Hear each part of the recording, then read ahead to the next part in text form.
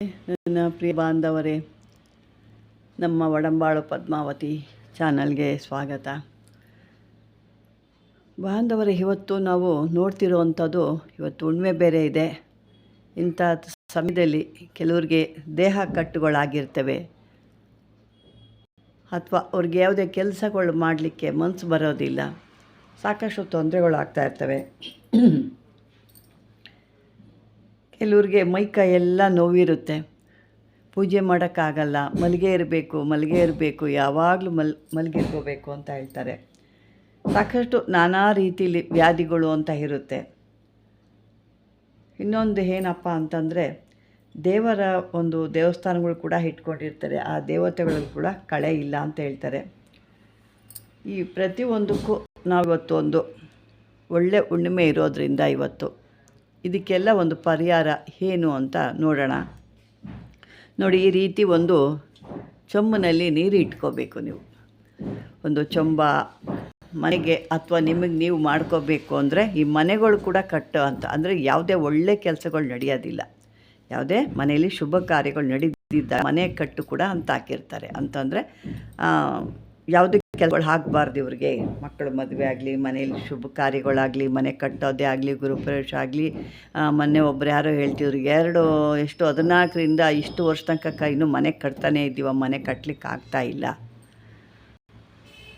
ಸುಮಾರು 10 ವರ್ಷನೋ 9 ವರ್ಷನ ಆಯ್ತಂತೆ ಮನೆ ಕಟ್ಟಲಿಕ್ಕೆ ಸ್ಟಾರ್ಟ್ ಮಾಡಿ, ಇನ್ನೂ ಹಾಗೇ ಇದೆ, ಕಟ್ಟಲಿಕ್ಕೆ ಆಗ್ತಾಯಿಲ್ಲ ನಮಗೆ ಅಂತ. ಈ ರೀತಿ ಸಾಕಷ್ಟು ಕಟ್ಟುಗಳು ಅಂತ ಇರುತ್ತೆ. ಇಂಥ ಕಟ್ಟುಗಳಿಗೆಲ್ಲ ಮತ್ತು ಇನ್ನು ಕೆಲವರು ದೇವಸ್ಥಾನಗಳಲ್ಲಿ ಕೂಡ ಅದೇ ರೀತಿ ನಡೀತಾರೆ. ಕೆಲವು ದೇವಸ್ಥಾನಗಳನ್ನ ಪ್ರಾರಂಭ ಮಾಡಿರ್ತಾರೆ, ಒಂದು ದೇವಸ್ಥಾನ ಕಂಪ್ಲೀಟ್ ಆಗಿರಲ್ಲ. ಇಂಥದಕ್ಕೆಲ್ಲ ನಾವೊಂದು ಪರಿಹಾರ ನೋಡ್ಕೊಳ್ಳೋಣ.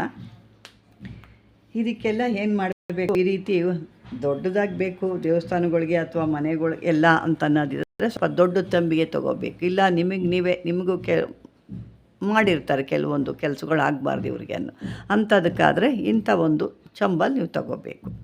ಇಂಥ ಚಂಬಲ್ ತಗೊಂಡು ನೀವು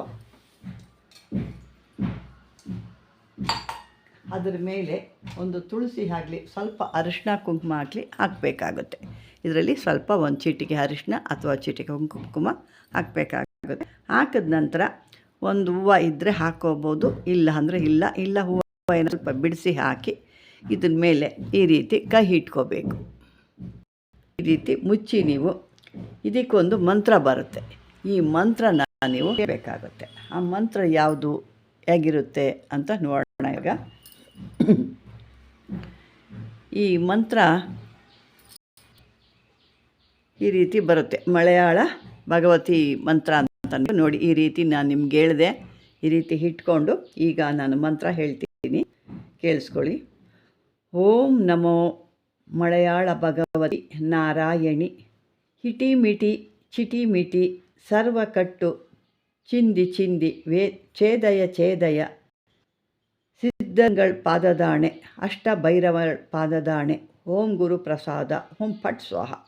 ಇದನ್ನು ನೀವು ಮೊದಲು ಸಿದ್ಧಿ ಮಾಡಿಟ್ಕೋಬೇಕು. ಈ ಮಂತ್ರನ ಮೊದಲು ನೀವು ಸಿದ್ಧಿ ಮಾಡಿ 12,000 ಇದನ್ನು 12,000 ಬಾರಿ ಸಿದ್ಧಿ ಮಾಡಿ ಇಟ್ಕೊಂಡಾಗ ಈ ಮಂತ್ರನ ಯಾವತ್ತಾದರೂ ನೀವು ಪ್ರಯೋಗಕ್ಕೆ ಬರಬೇಕಾದ್ರೆ 108 ಸಾರಿ ಇದನ್ನು ಮತ್ತೆ ಒಂದು ಹೇಳ್ಕೊಂಡು ಆ ನೀರನ್ನು, ನಿಮಗೆ ಏನಾದರೂ ಕಟ್ಟಾಗಿದೆ, ನಮ್ಮ ದೇಹಕ್ಕೆ ತೊಂದರೆಗಳಾಗ್ತಾಯಿದೆ ಅಥವಾ ನನಗೇನು ಕೆಲಸಗಳು ಆಗ್ತಾಯಿಲ್ಲ ಅಂತ ಅಂದಾಗ ನೀವು ಆ ಕಟ್ಟು ನೀರನ್ನ ಸ್ನಾನಕ್ಕೆ ಹಾಕೋಬೋದು, ಕುಡಿಬೋದು, ಮುಖ ತೊಳಿಬೋದು, ಯಾವುದಕ್ಕಾದ್ರೂ ಇದನ್ನು ಬಳಸ್ಕೋಬೋದು. ಅಂದರೆ 12,000 ಬಾರಿ ಇದನ್ನು ಮೊದಲೇ ಜಪ ಮಾಡಿ ಸಿದ್ಧಿ ಮಾಡಿ ಇಟ್ಕೋಬೇಕು. ತದನಂತರ ನೀವು ಕಾರ್ಯರೂಪಕ್ಕೆ ತರಬೇಕಾದ್ರೆ ಇದನ್ನು 108 ಬಾರಿ ಒಂದು ಮಾಲೆ ಅದನ್ನು ಹಾಕಿ ನೀವು ಆ ಸ್ನಾನ ಮಾಡ್ಕೋಬೋದು. ಅದೇ ರೀತಿ ಈ ಕಟ್ಟಡ ಆಗ್ತಾಯಿಲ್ಲ, ಮನೆ ಕಂಪ್ಲೀಟ್ ಆಗ್ತಾಯಿಲ್ಲ, ಅಥವಾ ದೇವಸ್ಥಾನಗಳು ಅರ್ಧ ಆಗಿದೆ, ಅದು ಕಂಪ್ಲೀಟ್ ಆಗ್ತಾಯಿಲ್ಲ, ತೊಂದರೆಗಳು ಆಗ್ತಾಯಿದ್ದಾವೆ ಅಂದಾಗ ಅದರಲ್ಲಿ ಒಂದು ದೊಡ್ಡದು ಒಂದು ಕುಂಭ ಅಂದರೆ ದೊಡ್ಡ ಬಿಂದಿಗೆ ಒಳಗಡೆನೋ ಯಂತ್ರಗಳು ಇಟ್ಕೊಂಡು ಅದಕ್ಕೂ ಅದೇ ರೀತಿ ಒಂದು ಸ್ವಲ್ಪ ತುಳಸಿ, ಒಂದು ಸ್ವಲ್ಪ ಅರಿಶಿಣ ಕುಂಕುಮ, ಬೇಕು ಅಂದರೆ ಸ್ವಲ್ಪ ಪಚ್ಚಕರ್ಪೂರ, ಅಷ್ಟಗಂಧ ಇಷ್ಟನ್ನು ಹಾಕಿಬಿಟ್ಟು ಅದೇ ರೀತಿ ಅದನ್ನು ಇಟ್ಕೊಂಡು ಹೇಳ್ಕೋಬೋದು. ಈ ರೀತಿ ಹೇಳಿದಾಗ ಆ ರೀತಿ ಹೇಳಿ ಆ ದೇವಸ್ಥಾನದ ಸುತ್ತು ಆ ದೇವಸ್ಥಾನ ಸುತ್ತು ಮನೆ ಒಳಗಡೆ ಇದನ್ನು ಸಿಂಪಡಣೆ ಮಾಡಬೇಕು. ಏಕೆಂದರೆ ಇದರಲ್ಲಿ ಮಾಡಿದಾಗ ನಾವು ದೇಹದ ಮೇಲೆ ಹಾಕ್ಕೊಳ್ತೀವಿ, ಅಂದರೆ ಸ್ನಾನಕ್ಕೋ ಅಥವಾ ಮುಖ ತೊಳೆಯೋಕ್ಕೋ ಬಳಸ್ಕೊಳ್ತೀವಿ. ಆದರೆ ಇದನ್ನು ಆದರೆ ದೇವಸ್ಥಾನಗಳ್ಗೆ ಅಲ್ಲ, ಆದರೆ ಮನೆ ನಿಂತಿದೆ ಅಥವಾ ದೇವಸ್ಥಾನ ನಿಂತಿದೆ ಅನ್ನೋದಿದ್ದರೆ ಅಥವಾ ದೇವಸ್ಥಾನಕ್ಕೆ ಕಳೆ ಇಲ್ಲ ಅಂದರೂ ಕೂಡ ಇದನ್ನು ಕೂಡ ಉಪಯೋಗಿಸ್ಕೋಬೋದು. ಅಂದರೆ ಒಂದೇ ಬಾರಿ ಹಾಗಲ್ಲ, ಒಂದು 5 ಅಮಾವಾಸ್ಯೆ ಈ ರೀತಿ ನೀವು ಮಾಡ್ತಾ ಬಂದಾಗ ಆ ದೇವತೆಗಳ್ಗೆ ಒಂದು ಕಟ್ಟೇನಾಯಿತು ಅಂದರೆ ಅದು ಕೂಡ ಕಟ್ಟು ನಿಮಗೆ ಅದೇನಾದ್ರು ಇತ್ತು ಅಂದರೆ ಹೋಗುತ್ತೆ. ಬೇಕಾದ್ರೆ ಮಂತ್ರ ಮತ್ತೊಂದು ಬಾರಿ ಹೇಳ್ತೀನಿ, ಕೇಳಿಸ್ಕೊಳ್ಳಿ.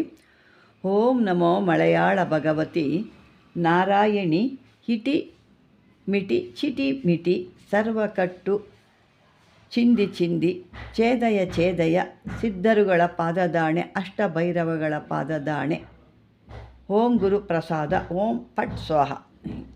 ಇದನ್ನು ಹೇಳ್ಕೋಬೇಕು. ಅರ್ಥ ಆಗಿದೆ ಅಂದ್ಕೊಂಡಿದ್ದೀನಿ. ನಮ್ಮ ಬಾಂಧವ್ರಿಗೆ ಇದನ್ನೆಲ್ಲ ಒಳ್ಳೆ ಒಂದು ಕೆಲಸಕ್ಕೆ ಮತ್ತು ಇವತ್ತು ಹುಣ್ಣಿಮೆ ಇರೋದ್ರಿಂದ ಈ ಒಂದು ಕೆಲಸಗಳಿಗೆ ಅವ್ರಿಗೆ ಒಳ್ಳೆಯದಾಗಲಿ ಅನ್ನೋ ಉದ್ದೇಶದಿಂದ ಈ ಒಂದು ವಿಡಿಯೋ ನಾನು ಮಾಡಿದ್ದೀನಿ. ಈ ವಿಡಿಯೋನ ನೋಡ್ಕೊಂಡು ನೀವು ಇದನ್ನು ಮೊದಲು ಹೇಳಿದ್ನಲ್ಲೋ 12,000 ಬಾರಿ ಸಿದ್ಧಿ ಮಾಡಿ ಇಟ್ಕೋಬೇಕು. ಇವತ್ತು ಸಿದ್ಧಿ ಮಾಡಿಕೊಂಡೆ ಮುಂದೆ ಯಾವತ್ತಾರು ನಿಮಗೆ ಕೆಲಸಕ್ಕೆ ಬರುತ್ತಿದ್ದು. ಇವತ್ತೇ ಮಾಡಿ ಇವತ್ತೇ ಆಗಬೇಕು ಅಂತ ಅನ್ನೋದಿಲ್ಲ, ಯಾಕೆಂದರೆ 12,000 ಅಂದರೆ ಸಾಮಾನ್ಯ ಅಲ್ಲ, ಸುಮಾರು ಹೊತ್ತು ಹಿಡಿಯುತ್ತೆ. ಹಾಗಾಗಿ ಇದನ್ನು ಎಲ್ಲರೂ ಮಾಡ್ಬೋದು. ನೀವು ಮನೇಲಿ ಕೂತ್ಕೊಂಡು ಮಾಡ್ತೀರಾ, ಸಿದ್ಧಿ ಮಾಡ್ಕೊಳ್ಳಿ. ಹೊರಗಡೆ ಹೋಗಿ ಕೂತು ಮಾತಾಡ್ತೀರಾ, ಹಲ್ಲು ಮಾಡ್ಕೊಳ್ಳಿ. ನದಿ ತೀರದಲ್ಲಿ ಮಾಡ್ತೀರಾ, ಮಾಡ್ಕೊಳ್ಳಿ. ಎಲ್ಲರೂ ಮಾಡ್ಕೊಬೋದು. ಇದನ್ನು ಮಾಡ್ಕೊಂಡು ಸಿದ್ಧಿ ಆದ ನಂತರ ಆ ಒಂದು ಕ್ರಿಯೆ ಯಾವಾಗ ಮಾಡ್ತೀರಾ ಆವಾಗ ಒಂದು ಮಾಲೆ ಅಂದರೆ 108ನ ನೀವು ಇದನ್ನು ಮಾಡಿಕೊಂಡು ಸಿದ್ಧಿ ಪಡ್ಕೋಬೋದು. ಇದನ್ನು ಯಾಕೆಂದರೆ ನೀರೊಳಗೆ ಒಂದು ಶಕ್ತಿ, ಆ ಒಂದು ಮಂತ್ರ ತುಂಬಬೇಕು ಅನ್ನೋದಕ್ಕೆ ಮಾತ್ರ ಈ ರೀತಿ ಇಟ್ಕೋಬೇಕು. ಈ ರೀತಿ ಇಟ್ಕೊಂಡು ಮಾಡ್ಕೊಳ್ಳಿ ನನ್ನ ಪ್ರಿಯ ಬಾಂಧವರೇ. ಯಾಕೆಂದರೆ ಸಾಕಷ್ಟು ನನಗೆ ಕಂಪ್ಲೇಂಟ್ ಬರ್ತಾನೆ ಇರ್ತವೆ, ನನಗೆ ಈ ಥರ ತೊಂದರೆ ಆ ಥರ ತೊಂದರೆ, ದೇಹದಲ್ಲಿ ಭಾಳ ಕಷ್ಟ ಆಗ್ತಾಯಿದೆ ಅಂಥದಕ್ಕಾಗಿ ಒಂದು ವಿಡಿಯೋ ನಾನು ಮಾಡಿದ್ದೀನಿ.